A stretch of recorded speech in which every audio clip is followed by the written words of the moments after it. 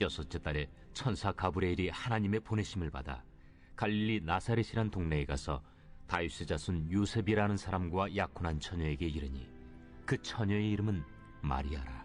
그에게 들어가 이르되 은혜를 받은 자여 평안할지어다. 주께서 너와 함께 하시도다. 처녀가 그 말을 듣고 놀라 이런 인사가 어찌함인가 생각하며 천사가 이르되 마리아여 무서워하지 말라. 내가 하나님께 은혜를 입었느니라. 보라, 내가 잉태하여 아들을 낳으리니 그 이름을 예수라 하라.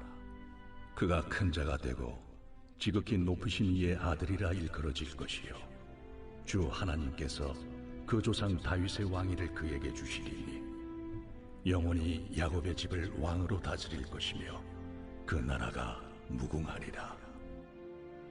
나는 남자를 알지 못하니 어찌 이 일이 있으리이까? 성령이 내게 임하시고 지극히 높으신 이의 능력이 너를 덮으시리니 이러므로 나실 바 거룩한 이는 하나님의 아들이라 일컬어지리라. 보라, 내 친족 엘리사벳도 늙어서 아들을 배었느니라. 본래 임신하지 못한다고 알려진 이가 이미 6달이 되었나니 대저 하나님의 모든 말씀은 능하지 못하심이 없느니라. 주의 여종이오니 말씀대로 내게 이루어지이다. 하매 천사가 떠나가니라. 이때 마리아가 일어나 빨리 산골로 가서 유대 한 동네에 이르러 사가랴의 집에 들어가 엘리사벳에게 문안하니 엘리사벳이 마리아가 문안함을 들으매 아이가 복중에서 뛰노는지라. 엘리사벳이 성령의 충만함을 받아 큰 소리로 불러 이르되 여자 중에 내가 복이 있으며 내 태중에 아이도 복이 있도다. 내 주의 어머니가 내게 나아오니 이 어찌 된 일인가. 보라, 내 문안하는 소리가 내 귀에 들릴 때에 아이가 내 복중에서 기쁨으로 뛰놀았도다. 주께서 하신 말씀이 반드시 이루어지리라고 믿은 그 여자에게 복이 있도다. 성경에 기록된 하나님의 역사하심은 언제나 우리의 삶 속에 약속의 형태로 먼저 주어졌다는 것을 우리가 생각할 수 있어야 합니다.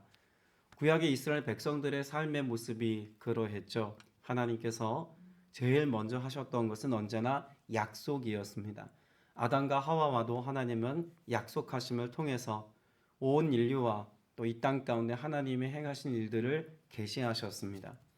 하나님께서 아브라함을 민족의 조상으로 세우시고 그에게 하나님이 하실 일들을 나타내실 때도 언제나 약속의 형태로 말씀하셔서 그 약속을 신실하게 이루어 가시는 하나님의 성품과 또 하나님의 권능이 얼마나 크신지를 나타내기도 했습니다.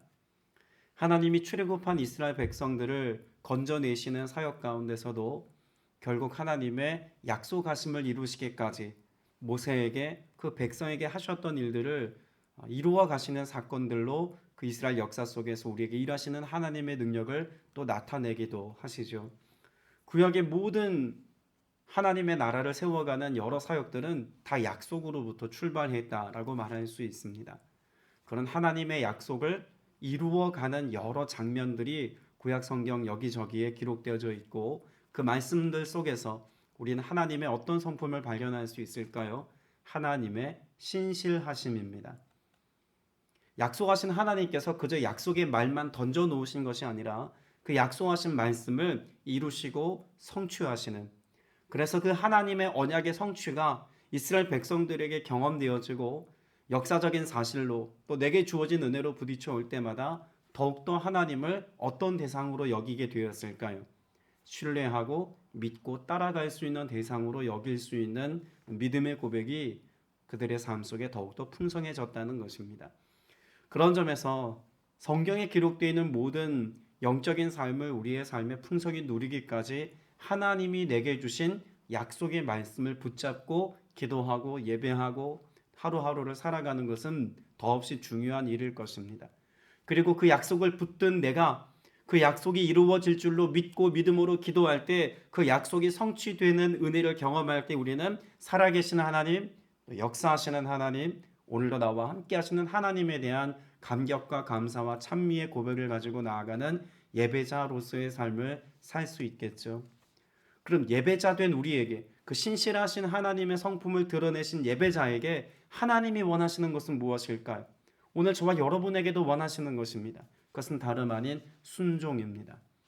하나님은 믿음의 고백을 가지고 말씀하시는 하나님의 언약의 말씀이 이루어질 줄로 믿는 사람, 그 믿음의 고백을 입술로 선포하고 그 약속의 말씀에 대하여 아멘의 고백을 가지고 아멘, 주님 그렇게 이루어지기를 내가 원합니다 라고 고백하는 사람들의 믿음의 고백을 통해서 하나님의 선한 능력을 나타내 주시고 이루신다는 것을 말씀하고 있습니다.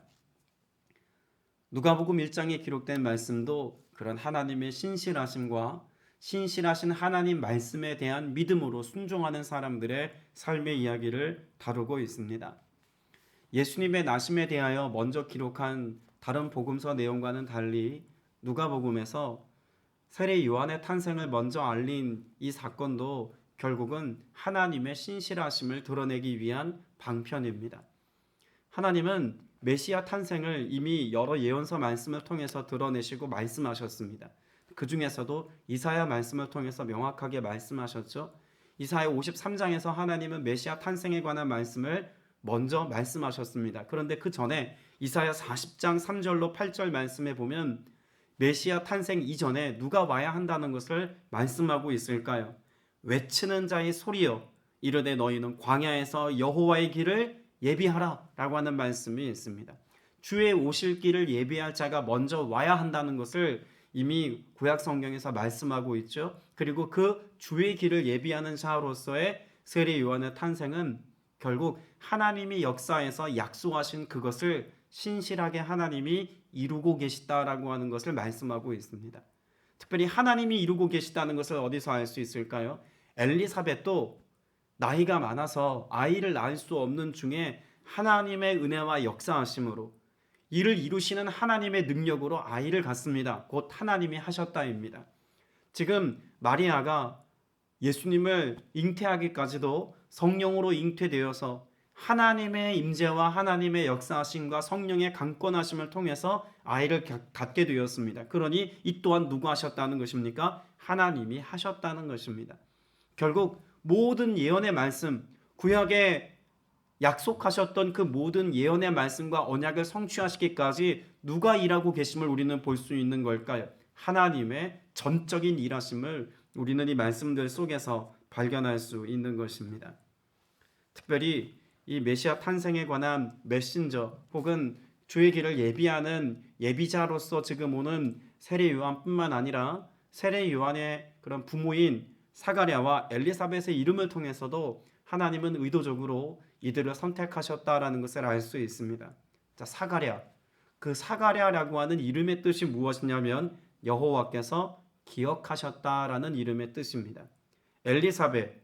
하나님은 약속이시다라고 하는 것을 의미하는 이름의 뜻이 있습니다. 자, 그러면 이 두 사람의 이름만으로도 누가복음 1장에서 전달하려고 하는 중요한 메시지를 발견할 수 있지 않겠습니까? 하나님은 그들을 잊지 않았습니다.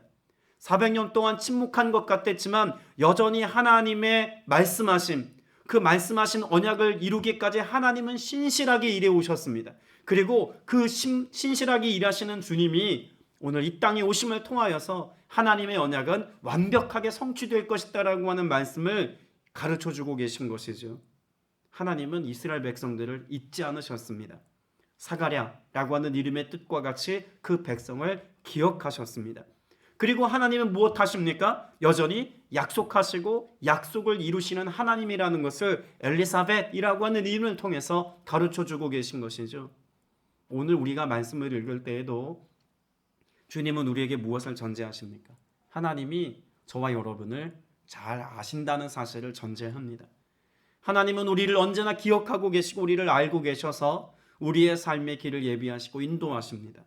그리고 그 나아가는 길에 하나님의 약속의 말씀을 품고 나아가는 자들에게 예비하신 좋은 것들, 또 주님이 우리에게 약속하신 말씀을 신실하게 이루시기까지 일하시는 하나님이시다라고 하는 것을 분명히 말씀해 주고 계신 것이죠. 하나님은 이스라엘 백성들의 언약을 기억하시고 신실하심으로 그 약속을 이루십니다. 그 약속의 성취가 누구입니까? 예수 그리스도입니다. 주님은 그 약속의 성취이자 언약의 열매이자 또 우리의 삶에 하나님의 뜻에 이루어짐의 대표입니다. 예수 그리스도의 나심 그 자체가 하나님의 역사를, 하나님의 은혜를 우리에게 주시는 놀라운 은혜의 방편이었다는 것이죠. 누가복음 전체가 지금 하고자 하는 메시지를 이 누가복음 1장에서 이미 잘 내포해서 이야기하고 있습니다. 우리가 누가복음을 계속 읽어가다 보면 하나님이 어떤 하나님이신지를 알 때 누가복음 1장의 이 내용이 나머지 모든 전체의 내용을 대변해 주고 있다는 것을 발견할 수 있습니다. 누가복음은 약속의 하나님, 또 언약의 대상을 기억하시는 하나님, 그 약속을 이루시는 성실하시고 신실하신 하나님, 우리의 기도와 간구에 응답하시는 하나님에 관해서 특별히 더 주목하여 말씀하고 있습니다. 그래서 누가복음 1장의 말씀이나 누가복음 전체의 말씀을 통해서 우리가 말씀을 대변할 때 어떤 하나님을 우리가 주목하여 보는 것이 중요할까요? 따라서 고백합시다. 나의 하나님. 그렇습니다. 모든 복음서가 그렇지만 특별히 누가복음서 말씀을 우리가 읽을 때는 나의 하나님, 그 나의 하나님이 나를 기억하시고 나를 돌아보시며 내게 신실하게 일하고 계시고 나의 기도에 선한 능력으로 역사하신다는 사실을 명확하게 말씀해 주고 있는 것입니다. 자, 그러면 그런 신실하신 하나님이 우리의 삶에 쉬지 아니하시고 일하시는 모습을 기록하고 있다면 그 하나님에 대한 하나님의 백성들의 모습은 어떠해야 한다는 것입니까? 순종의 모습이어야 한다는 것입니다. 신실하신 하나님에 대한 하나님의 백성의 태도, 그것은 순종이고 따라감에 있습니다. 그것을 잘 보여주고 있는 여인이 있다면 바로 예수님의 어머니 마리아죠. 28절 말씀을 보면은요, 이 마리아를 어떻게 축복하고 있습니까? 천사가 마리아에게 이렇게 이야기합니다. 기뻐하여라, 은혜를 입은 자야, 주님께서 그대와 함께 하신다. 우리가 말씀을 보면은요, 마리아가 기뻐해야 할 이유를 어디에서 찾을 수 있을까요? 그대와 함께 하신다에서 찾을 수 있습니다. 그러니까 마리아의 기쁨은 하나님과 함께 하는 것이죠. 자, 그런데 하나님과 함께함에 대한 실제적인 마리아가 경험하는 경험치는 뭐라고 말할 수 있을까요? 아이를 잉태하는 것입니다. 그럼 한번 생각해 보십시오. 이게 기뻐할 일입니까? 처녀가 아이를 잉태한 것이 기뻐할 일일까요? 그럼 이거 기뻐할 일 아닙니다. 심지어 이것을 은혜라고 말합니다. 하나님의 은혜로 얻은 것이 남자를 알지 못하는 여인이 임신한 것인데 이게 은혜입니까? 여러분, 이건 은혜라고 말할 수 없는 것입니다. 기뻐할 수 없는 일, 그리고 우리가 은혜라고 말할 수 없는 것을 누가 지금 이루고 계십니까? 하나님이 이루시겠다입니다. 그러니 이것이 내게 기쁨이 아니어도, 이것이 내게 은혜가 아니라고 여기는 어떤 일이라고 할지라도 이것에 대해서 우리가 가져야 될 삶의 태도는 무엇이라고 지금 전제하고 있는 걸까요? 아멘해야 하고 기뻐할 만한 일로 믿을 수 있어야 한다는 것을 지금 이 내용을 통해서 서두에 꺼내고 있는 것입니다. 여러분, 이와 같은 물음표 아닙니까? 이게 기뻐할 일인가? 이게 은혜인가? 정말 이게 하나님의 역사인가? 이런 물음표를 가지고 지금 출발하고 있는데, 누가복음 1장에 기록되어 있는 이 물음표가 마리아의 삶에 무엇으로 바뀔까요? 느낌표로 바뀝니다. 우리가 그걸 볼 수 있어야겠죠. 이게 어떻게 은혜입니까? 라는 질문을 34절에서 이렇게 마리아가 천사에게 하고 있습니다. 나는 남자를 알지 못하는데 어떻게 이런 일이 있겠습니까? 라고 질문하지 않습니까? 이건 물음표입니다. 이게 은혜입니까? 이게 기뻐할 일입니까? 어떻게 이런 일이 일어납니까? 이런 물음표를 가지고 나아간 이 마리아에게 천사가 이야기합니다. 37절 말씀 같이 읽어봅니다. 시작. 하나님께는 불가능한 일이 없다입니다. 여러분, 누가 지금 느낌표를 찍어주고 계시냐면 하나님이 마리아의 질문 가운데 느낌표를 찍어주고 있습니다. 자, 그러면 하나님의 말씀하심에 대한 마리아의 반응은 뭘까요? 38절 말씀 보시기 바랍니다. 마리아가 말하였다. 보십시오. 나는 주님의 여종입니다. 당신의 무엇대로 말씀대로 나에게 이루어지기를 바랍니다. 라고 말합니다. 그럼 우리의 기도의 모델이 여기 있습니다. 기도는 막연하게 내가 원하는 것만 하나님 앞에 구하는 게 기도가 아니죠. 기도는 하나님께 우리의 소원을 아뢰는 것이기도 합니다. 또 우리의 간절한 기대, 또 우리가 할 수 없고 감당할 수 없는 문제를 주님께 아뢰어 맡겨드리는 것이기도 합니다. 주님과 친밀한 대화로서의 교제함 속에도 우린 충분히 기도자의 삶을 살 수 있습니다. 그런데 궁극적으로 성경이 우리에게 가르쳐주고 있는 기도자의 모습과 기도의 모델을 우리가 본다면 이 마리아의 모습에서 찾아야 합니다. 마리아는 기도를 통해서 무엇이 이루어지기를 원했습니까? 주님의 말씀이, 하나님의 말씀이 내게 이루어지기를 소망하는 기도를 드리고 있습니다. 그 말씀대로 나에게 이루어지기를 원합니다. 이 고백이 아멘이죠. 그 말씀이 내게 이루어지기를 원합니다. 내가 동의합니다. 이 말이 아멘입니다. 그래서 우리가 설교를 들을 때 무엇을 선포합니까? 아멘을 고백하죠. 그렇게 말씀대로 내게 이루어지기를 원합니다. 이게 아멘입니다. 때문에 우리가 말씀을 들을 때는 동시에 무엇할 수 있습니까? 기도할 수 있다는 것입니다. 여러분, 설교 시간을 기도 시간으로 바꿀 수 있는 그런 힘이 어디에 있을까요? 내 입술로 아멘을 선포할 때 선포된 말씀에 대한 아멘의 반응이 그 설교를 듣고 있는 것으로만 끝나는 것이 아니라 이것을 기도로 바꾼다는 겁니다. 때문에 오늘 저와 여러분의 입술 가운데 주님의 말씀이 내게 그렇게 이루어지기를 원합니다. 곧 아멘을 선포하는 삶을 사는 은혜가 여러분에게 있길 축복합니다. 하나님의 말씀이 사실 다 순종하기 쉬운 말씀이기만 하면 얼마나 좋겠습니까? 또 우리에게 언제나 좋은 것, 복된 것, 내가 이 땅에서 바라고 기대하고 원했던 것을 주시는 것의 모습이기만 하면 얼마나 좋겠습니까? 그러나 하나님이 우리에게 하시는 말씀, 또 우리에게 가라 명하신 그 길, 주님이 우리에게 이루라고 맡겨주신 그 모든 일들을 들여다보면 때로는 마리아가 질문했던 질문, 물음표가 같이 어떻게 이런 일이 일어날 수 있습니까? 어떻게 이게 기뻐할 일일까요? 이게 은혜입니까? 라고 하는 물음표를 던지는 일들이 더 많을지도 모릅니다. 그러나 순종하는 자들에게 주님께서 말씀하심을 통해서 우리로 깨닫게 하시고 우리 인생의 하나님의 말씀을 통해서 느낌표로 확증해 주실 때 이것을 믿고 따라가는 순종의 자녀들에게 예비된 하나님의 은혜가 있음을 성경은 말씀하고 있습니다. 구약에 기록된 이스라엘 백성들의 역사가 왜 실패의 역사라고 말할까요? 그것은 말씀하시는 하나님 앞에 그들이 불순종했기 때문에 그렇습니다.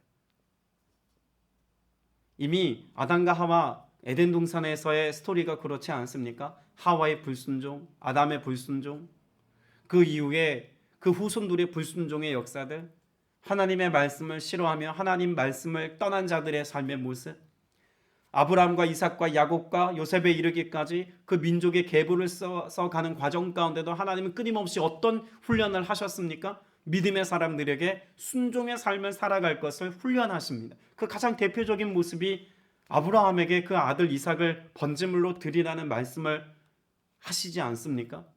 그 순종함, 그 믿음의 고백을 하나님께서 그의 의로 여기셨다는 말씀을 우리가 잘 상기해 보면 구약의 실패한 역사, 그것은 하나님이 기대하셨던 순종의 역사에 대한 실패라는 것을 알 수 있습니다. 그래서 여러 예언서 말씀에도 보면 이스라엘 백성들을 향한 하나님의 안타까운 마음이 담긴 말씀들 가운데 그 순종을 강조하는 말씀들이 많이 있습니다. 가장 대표적인 말씀이 예레미야 26장 5절의 말씀이죠. 내가 너희에게 나의 종 선지자들을 꾸준히 보내 그들의 말을 순종하라고 하였으나 너희는 순종하지 아니하였느니라. 이것이 이스라엘 역사의 실패의 원흉입니다. 왜 하나님께서 선지자와 예언자들을 구약의 말씀을 선포하는 자들로 끊임없이 그들 역사 속에 보내셨을까요? 이유는 딱 한 가지입니다. 순종하라고. 순종하지 않는 불순종의 역사를 써내라고 하고 있는 그들에게 하나님이 말씀하셔서 그 말씀에 반응하고 순종할 수 있는 기회들을 하나님이 끊임없이 여셨습니다. 그러나 너희는 순종하지 아니하였다고 말씀합니다. 이사야 1장 19절 말씀에 보면 하나님이 순종하는 자들에게 어떤 축복을 예비하셨습니까? 이사야 1장 19절에 너희가 즐겨 순종하면 땅의 아름다운 소산을 먹을 것이요 너희가 거절하여 배반하면 칼에 삼켜지리라. 여호와의 입의 말씀이니라. 여러분 이 말씀을 다시 한번 잘 들어보십시오. 너희가 즐겨 순종하면 뭐 한다고요? 땅의 아름다운 소산을 먹을 것이라고 말씀합니다. 그런데 이스라엘 백성들에게 땅의 아름다운 소산을 먹는다는 것은 단지 배고픔의 문제를 해결해 준다는 의미가 아닙니다. 하나님께서 광야에서 40년 동안 유리했던 이스라엘 백성들에게 있어서 적과 꿀이 흐르는 땅, 그 가나안 땅을 차지한다는 것은 곧 무엇과 같은 것이었습니까? 그 땅의 소산을 먹는다는 겁니다. 그러니까 이사야 1장 19절에서 땅의 아름다운 소산을 먹을 것이요라고 하는 말씀은 땅을 차지할 것이라는 겁니다. 하나님이 주신 것 안에서 자유롭게 살 것이라는 겁니다. 자, 지금 이 누가복음 1장의 말씀을 읽고 있는 최초의 독자들, AD 70년경을 살고 있는 이스라엘 백성들의 모습을 한번 생각해 보십시오. 순종이라는 개념을 들었을 때 이 이사야 1장 19절의 말씀을 알았을 겁니다. 지금 그들은 어떤 상태입니까? 로마의 압제 가운데 있습니다. 자유롭지 못합니다. 그와 같이 자유롭지 못하며 압제 가운데 있으며 신앙의 박해를 받고 있는 그들에게 하나님이 그 땅의 소산을 먹은 것 같이 자유케 할 것이며 회복될 것이며 그 땅의 모든 것을 차지하게 하실 것이다라는 말씀을 들을 때 제일 먼저 마음에 새겨야 했던 단어가 있다면 무엇일까요? 순종입니다. 왜 이스라엘 백성들의 역사가 이와 같은 실패의 역사요, 지배받음의 역사인지, 뒤에 나오는 말씀과 같이 칼에 삼켜진 역사를 써내려가고 있는지를 상기해보면 여호와의 말씀을 그들이 가볍게 여기며 그 말씀에 순종하지 않았기 때문이라는 것입니다.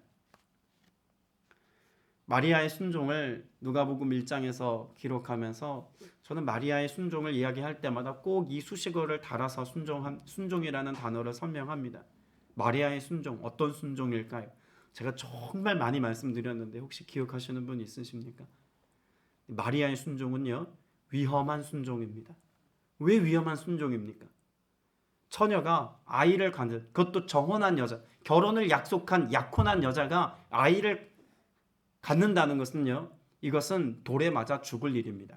그러니까 그 일이 내게 이루어지기를 원합니다 라는 고백을 할 때, 다시 말해서 아멘을 선포할 때 이미 마리아는 무엇을 결단한 겁니까? 자기 생명이 빼앗긴다 해도 하나님의 말씀이 이루어지기를 내가 기뻐합니다. 그런 아멘을 선포하고 있는 거예요. 그러니 위험한 아멘 아닙니까? 위험한 순종이죠. 그럼에도 불구하고 아멘합니다. 자, 그런데 마리아가 아멘할 수 있었던 이유가 무엇일까요? 우리는 뒤에 나오는 말씀에서 그 해답을 찾을 수 있습니다. 자, 마리아는 38절에 보면 하나님께 대하여 자신이 어떤 사람임을 고백합니다. 뭐라고 고백할까요? 보십시오. 나는 주님의 여종입니다 라고 말합니다. 자, 여종이라고 말할 때 이 여종 히브리어로 에베드라고 이야기합니다. 나는 당신의 에베드입니다. 여러분, 에베드라고 하는 말은요, 단지 종이라는 뜻이 아닙니다. 여기 말하는 이 종은요, 고대 근동 지역에서, 특별히 고대 이스라엘 역사에서 주인과 친밀한 종, 그 명령을 충실히 그리고 성실히 이행하는 자로서의 종을 이야기합니다. 고대 사회에서 종은요, 특별히 주인의 신임을 받았던 종들은 주인의 재산을 관리하거나 혹은 주인의 자녀들을 교육하고 양육하는 일들을 맡기기도 했습니다. 그만큼 주인의 신임을 받고 신뢰와 사랑의 관계에 있는 종들이 있었다는 이야기입니다. 그러니까 가족 같은 종이죠. 지금 나는 당신의 종입니다 라고 말하고 있는, 당신의 에베드입니다 라고 말하고 있는 마리아의 고백이 지금 그런 고백인 겁니다. 나를 친밀하게 여겨주시는 하나님, 그래서 오늘 나에게 찾아와 내게 말씀하시는 하나님, 나는 당신에게 친밀한 여종입니다. 그러니 당신이 내게 책임져 주실 것을, 당신이 내 삶을 맡아서 주관해 주실 것을 내가 신뢰하고 당신이 말씀하시는 것이라면 나는 무엇이든지 이루어지기를 소망합니다. 때문에 마리아의 고백 속에는 두 가지 중요한 고백이 있죠. 나는 당신의 종입니다. 당신의 소유입니다. 그리고 더불어 어떤 고백이 있을까요? 당신이 나의 주권자입니다. 그러니 아멘할 수 있는 겁니다. 여러분, 이 모습을 삶으로 살아내신 분이 누구입니까? 마리아의 고백만큼이나 그 삶을 통해서 순종을 말씀하신 이가 예수 그리스도이십니다. 히브리서 5장 8절에 그가 아들이시면서도 받으신 고난으로 순종함을 배워서 온전하게 되셨은즉 자기에게 순종하는 모든 자에게 영원한 구원의 근원이 되신다라고 말씀합니다. 예수님도 뭘 배우셨다고요? 고난을 통해서 순종을 배우셨다고 말씀합니다. 그래서 온전하게 되셨대요. 여러분, 이 말씀이 얼마나 중요합니까? 고난으로 순종함을 배워서 온전하게 되셨대요. 예수님께서. 여러분, 오늘 그렇게 예수님께 대하여 나아가는 우리의 삶의 모습도 때로는 어떤 모습이어야 한다는 것입니까? 고난이 있을지라도 그 고난을 통해 배워서 온전함으로 주님께서 기뻐하시는 믿음의 길을 주와 함께 걸어가는, 주님의 말씀이 이루어지기를 소망하는 위험한 선포, 위험한 아멘을 고백할 수 있는 그런 순종의 사람 되어지기까지 온전함의 자리에 나아가도록 주님이 우리를 부르셨다고 말씀하고 있는 겁니다. 그것이 우리를 구원하신 주님의 모습이고 또 우리가 구원의 길에 이르는 삶의 모습이라고도 말할 수 있을 것입니다. 오늘 저와 여러분에게 누가복음 1장에 기록된 이 메시지가 단순히 예수님 탄생에 관한 그런 서론에 해당되어지는 어떤 내용, 마치 예수님이 태어나기 이전 새벽 여명이 막 밝아오는 것 같은 그런 풍경과 같이 세례 요한의 탄생, 예수님의 탄생, 이 모든 것들에 관한 이야기들로 우리가 참 의미 있는 이야기다, 이렇게 지나칠 것이 아니라는 것입니다. 오늘 우리의 삶에 이스라엘 역사뿐만 아니라 오늘 이 땅과 이 민족과 오늘 우리 개인과 우리의 가족과 그 모든 이 땅에 존재하는 생명 가운데 순종하는 자들에게 예비된 하나님의 축복과 은혜가 얼마나 큰지, 이것을 통해서 구원의 역사에 도달하게 되어지는 하나님의 은혜와 사랑의 방편이 있음을 말씀하고 있는 이 말씀을 우리가 꼭 붙들어서 주님, 내가 순종의 삶을 오늘 또 살게 하여 주옵소서. 주님, 내게는 순종할 만한 힘과 능력도 내게 없지만 내가 주님께 아멘을 선포할 때 주님, 내게 그 선하신 신실하신 하나님의 역사하심을 오늘 또 이루시고 나타내 주옵소서. 여러분, 이와 같은 믿음의 고백을 통해서 하나님의 선하신 역사 풍성히 경험하는 복된 이 하루 되시기를 주님의 이름으로 축복합니다. 기도드리겠습니다. 은혜가 풍성하신 아버지 하나님, 오늘도 주의 이름을 부르며 믿음의 고백을 가지고 주님 앞에 서게 하시니 감사드립니다. 성령 안에서 우리가 늘 교통하며 성령께서 우리에게 주신 말씀을 붙잡고 레마로 우리의 마음에 새기신 그 말씀에 의지하여서 기도할 때에 하나님의 말씀이, 아버지의 뜻이, 그 언약이 우리의 삶에 성취되어지고 이루어지는 것을 보게 하여 주옵소서. 그리하여서 살아계신 하나님, 역사하시는 하나님, 나의 하나님을 오늘 또 경험하며 살아가기를 원합니다. 주님, 말씀하여 주셨사오니 이 말씀이 우리의 삶에 이루어짐을 통해서 살아계신 하나님을 증거하고 고백하고 선포하는 간증의 주인공들이 다 되게 하여 주시옵소서. 오늘도 주의 도심을 구하며 기도할 때 우리 개인의 삶뿐만 아니라 중보하며 기도하는 제목들이 있습니다.